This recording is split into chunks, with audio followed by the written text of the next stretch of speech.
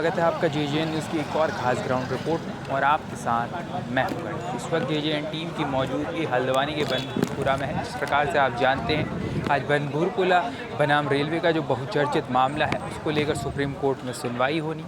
क्या कुछ इसका फैसला आता है वो तो अभी सिर्फ सुप्रीम कोर्ट में सुनवाई होगी। जो भी फैसला आएगा वो भी JJN न्यूज़ आपके बीच लेके आएगा। लेकिन जिस प्रकार से आज मामले को सुनवाई होनी है उसको लेकर पुलिस प्रशासन ने चाक चौबंद इंतजाम किए। कैमरा पर्सन से कहूँगा आपको तस्वीरें दिखाएं पीछे की। जिस प्रकार से आप तस्वीरों में देख पा रहे हैं, यहाँ पर जो है भारी पुलिस बल यहाँ पर तैनात किया गया है। तमाम पुलिस के वाहन, बड़े बड़े अधिकारियों के वाहन यहाँ पर मौजूद हैं। सभी बड़े अधिकारी यहाँ पर पहुँचे हैं। इससे पहले भी मैंने आपको दिखाया था किस प्रकार से बीते दिन जो है प्रशासन की ओर से यहाँ पर फ्लैग मार्च निकाला गया था। आज बड़ी संख्या में तमाम जगहों पर पुलिसकर्मियों की तैनाती की गई है। जिस प्रकार से सुप्रीम कोर्ट में हियरिंग है, क्या कुछ फैसला निकल कर आता है वो भी हम बीच लेकर आएंगे कि आज फैसला आखिरकार इस मामले पर आ जाता है। क्योंकि बीते कई सालों से जो है मामला पहले कई साल हाई कोर्ट में चला, जिसके बाद जब फैसला प्रशासन के हक में आया, हाई कोर्ट ने आदेश दिया कि जो अतिक्रमण है उसको तोड़ा जाए। उसके बाद जो यहाँ पर जो लोग थे वो सुप्रीम कोर्ट मूव कर गए, जिसके बाद बीते 2-3 सालों से पूरा मामला सुप्रीम कोर्ट में चल रहा था। और अब बीती 2 दिसंबर को इस मामले पर सुनवाई होनी थी, लेकिन उस दिन SIR पर जो है चर्चा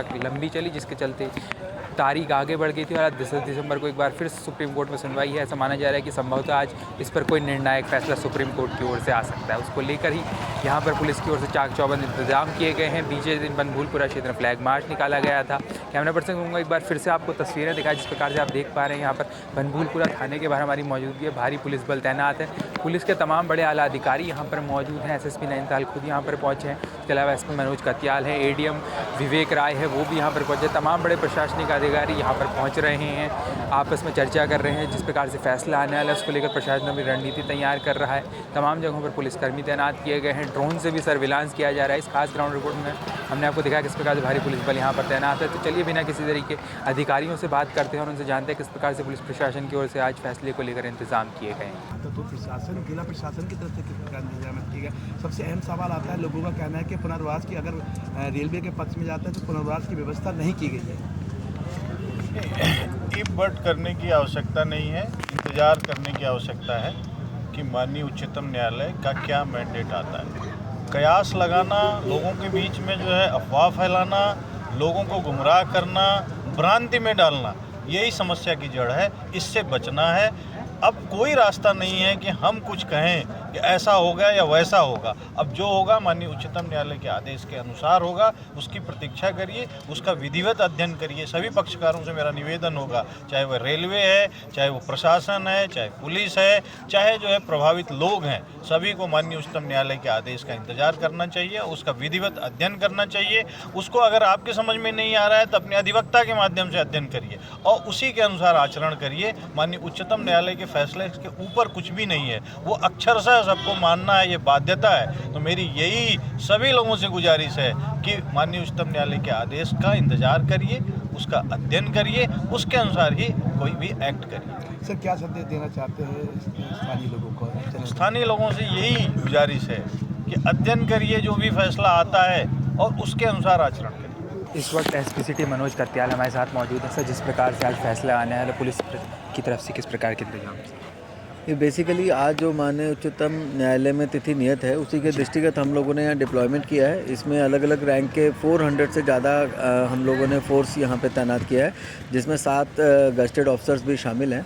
इसके अलावा हम लोग GRP और RPF से भी लगातार समन्वय बनाए हुए हैं। उन लोगों ने भी अपने एंड से जो है डिप्लॉयमेंट किया है। और इसके अलावा हम लोगों ने प्रिवेंटिव एक्शन किया है, जिसमें 17 लोगों को हम लोगों ने डिटेन किया है प्रिवेंटिव तौर पर और 15 लोगों का हम लोगों ने बाउंड डाउन कराने की प्रक्रिया हम लोगों ने शुरू की है। नोटिस उनको सर्व हो चुके हैं।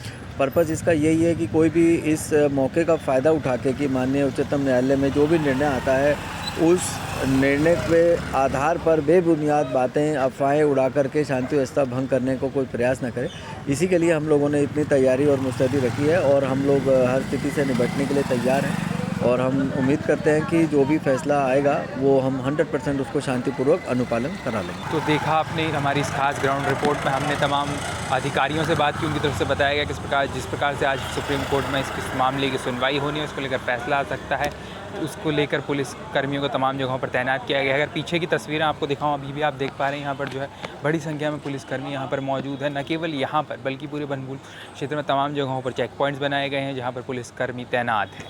आज सुप्रीम कोर्ट में इस मामले का जो है सुनवाई होनी है और उम्मीद की जा रही है कि इस पर निर्णायक फैसला आ सकता है। इस खास ग्राउंड रिपोर्ट में हमने अधिकारियों से बात की, तमाम झलकियाँ आपको दिखाई।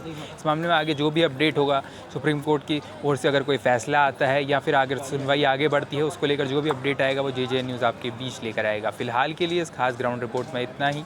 हल्द्वानी शहर और उसके आसपास से जुड़ी ऐसी ही खास खबरें और ग्राउंड रिपोर्ट्स के लिए आप बने रहिए JJN न्यूज़ के साथ। अभी के लिए मुझे दीजिए इजाज़त। मैं गणेश अपने सहयोगी अंकुर के साथ JJN न्यूज़ हल्द्वानी।